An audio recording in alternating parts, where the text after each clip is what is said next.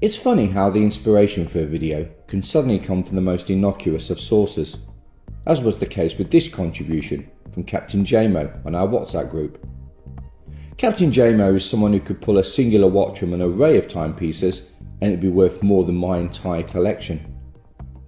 And yet he appreciates all of our Casio, Erebus and Mr. Jones watch posts, even if they are not something that he is particularly into. This got me thinking about the different types of watch enthusiasts, but more specifically watch snobs. Those who would scoff at a $199 G-Shock, a pizza-based timepiece, or watch with non-Swiss parts. And I asked myself the question, what would classify someone as a watch snob? I would argue that we can all be a bit snobbish at times, myself included. If you have ever thought to yourself along the lines of, I wouldn't live in that neighbourhood, I wouldn't be caught dead in McDonald's, or I don't come, I arrive. I'll have what she's Subscribing to any of these points of view could get you membership to the secret Watch Snob Society, a shadowy cabal of so-called watch enthusiasts whose collective name is what Londoners refer to as merchant bankers. Wanker.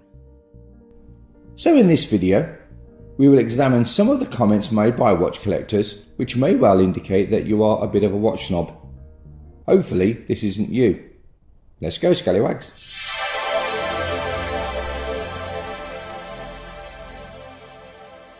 The first issue here is actually defining the word cheap. And while many watch collectors may not be in a financial position where they can afford a Grand Seiko, Omega or Rolex, the monetary value of a watch does not necessarily mean it should be described as cheap, especially when it comes to reliability, style and respect. I'm looking at you, Hublot. Many luxury watches can, quite rightly, be described as works of art, with the craftsmanship, pedigree and history that goes into creating some of these timepieces being awe-inspiring. Aspiration is a major factor when collecting watches, and our gaze is often directed towards a luxury timepiece. But, and it's a big but, looking down your nose at a timepiece based solely on price overlooks the care, passion and love for horology which many micro and mainstream brands put into their timepieces, and this should not be dismissed or belittled based solely on the monetary value of the watch. My Casio Illuminator World Timer Quartz not only provides me with many useful functions, but its respect in the watch community is almost unquestionable, all for the princely sum of $50. My Bolivar Luna Pilot, which cost me just $260, I would put this up against any luxury watch costing more than 10 times the amount when it comes to accuracy, historical significance and accessibility. While you may never convince a watch snob that a sub $1,000 watch is worthwhile, there are those in the know who will get years of joy from collecting great looking watches that are iconic, great looking and would gain you a lot of respect from the majority of open-minded watch collectors, regardless of the manufacturer, movement or price tag.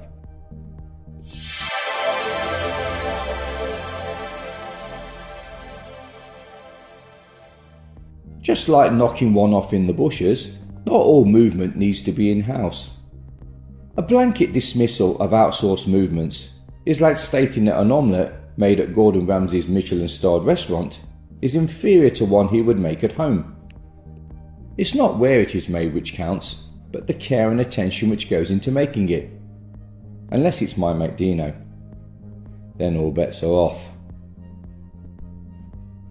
There are no guarantees that an in-house movement is going to perform better simply because it was built in the same factory as the rest of the watch. While in-house movements have benefits for the manufacturers in terms of choice, creativity and quality control, they come at an additional cost, which are often passed on to the consumer. Without affordable outsourced watch movements such as Miyota's famous ST1901, which is found in the Seagull 1963 and many Studio Underdog watches, among others, mechanical watches could well be out of the price range for many enthusiasts. Respected brands such as Longines are now using outsourced watch movements as they push to stay competitive at the low to mid price point. and I am sure it is a discussion which many watch manufacturers are having as their annual profit and loss statements are released. This attitude towards in-house watch movements is becoming far more difficult to verify, as parts are often made in cheap factories and assembled in the country of origin. So put your soda snob away, get yourself a box of tissues and a good hand wound movement, and you'll be as happy as Larry. Just stay out of the bushes.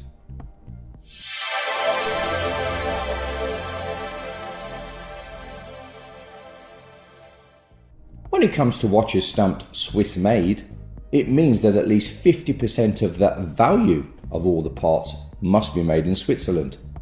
The key word here is value, a term so loose that it would allow Swiss manufacturers to buy cheap parts from Asia for their entry-level and mid-level timepieces, such as cases, dials and bracelets, and then combine them with the more expensive Swiss parts, which helps them qualify for the designated Swiss-made seal. Unfortunately, your watch may be about as Swiss as the jammy roll your nana knocked up at last week's crochet club. Many a Swiss watch snob is wearing a timepiece made up of more components manufactured outside of Switzerland than a modern-day Toblerone. Watch manufacturers outside of Switzerland who make their own watch movements such as Grand Seiko and A. Lang & Son are recognised by watch enthusiasts as being as every bit as good as the top Swiss brands. By taking a Swiss-only approach to your watch collection journey, not only do you place yourself in a certain price bracket, but you also remove the possibility of owning some great watches. There is nothing wrong with just collecting Swiss watches, but a good watch is a combination of design, wearability, accuracy, and the joy it brings when wearing it. If we only had Swiss-made timepieces, the world of watches would be far less interesting and accessible to the average punter, which, we can all surely agree, would be a bad thing.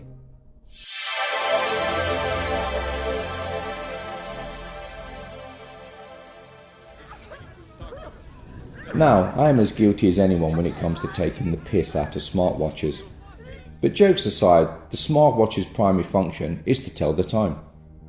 And while they are used for so much more, reputable watch manufacturers such as Tag and Frédéric Constant are trying to attract a new generation and running the risk of alienating their traditional customers by embracing and incorporating digital technology into a range of timepieces. If smart and hybrid watches can attract the next generation of watch enthusiasts, much like the way the Moon Swatch has significantly benefited Omega's bottom line, this helps the whole watch industry by attracting new customers, which will hopefully become converts to the world of watch collecting. The vitriol that digital cameras and Kindles received when they were first released is somewhat akin to the derision smartwatches receive from watch snobs. If your watch can help you stay healthy and encourage exercise, then we all benefit. And if these useful functions can be incorporated into traditional timepieces, then surely this can only be a good thing. Unless of course they become self-aware, turn rogue and start attacking the wearer.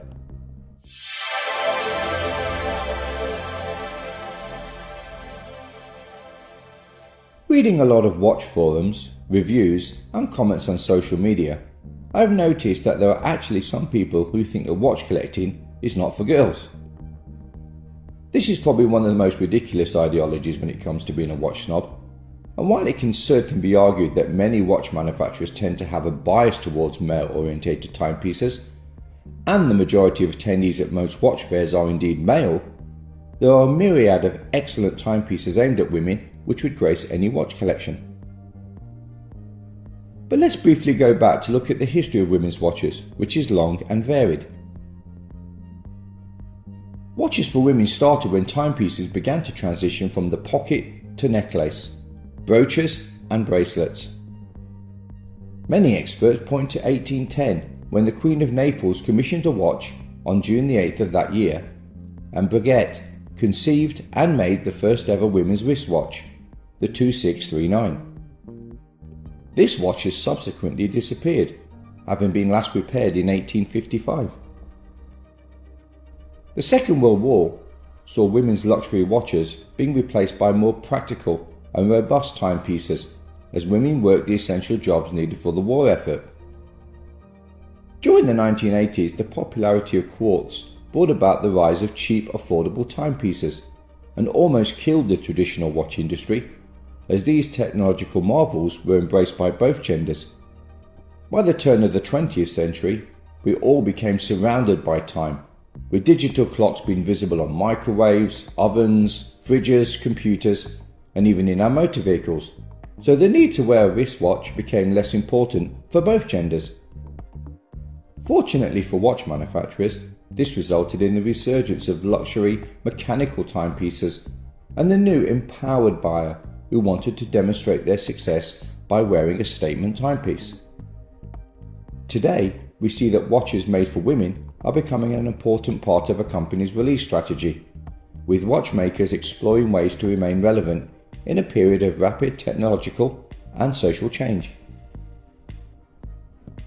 Watch manufacturers are increasing their focus on female consumers who are buying more watches for themselves, as well as moving towards a more gender-neutral design, which reflects a shift in consumer preferences and society in general.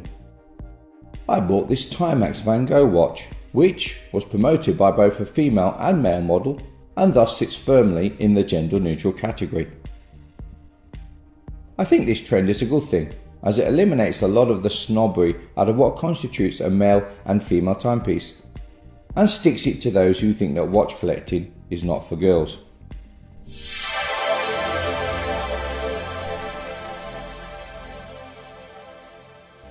Now, I don't want to pick on GQ specifically, and there are many self-appointed fashionistas telling us which are the best watches to buy, usually with a hefty price tag. Adhering to these opinions stringently when purchasing a watch could indicate that you are indeed a watch snob. La quoi, sweetie? Following the crowd or latest trend, instead of thinking for yourself, can result in a watch collection that has little resonance or personal value because you have not discovered any of these timepieces yourself. Too many so-called influencers will spook any old piece of crap if it means getting paid and growing their own brand. And some of these watches are nothing more than basic fashion watches with cheap movements and a price hike to match whatever brand logo has been stuck on the watch face. Dissuading others from buying a certain watch because it's not in vogue, in a particular price bracket, or because it contains a certain movement, pun intended, could be a sign that you have turned to the dark side of watch snobbery. It is highly unlikely that any two watch collections are exactly the same. And imagine a world where we are told exactly what to buy, where everyone had exactly the same watch collection as you.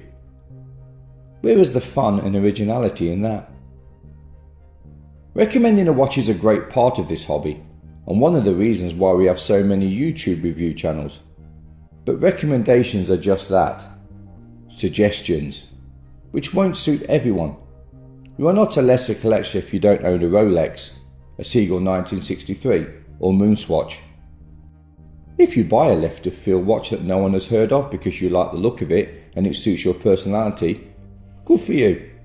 Don't let anyone tell you otherwise. Constructive criticism and genuine insights are valid reasons for recommending or rejecting a certain watch. But ultimately, everyone is entitled to spend their P's on whatever brings them joy. And it is not the role of a watch snob or hype beast to have a final say on your watch purchase. Would you like to know more?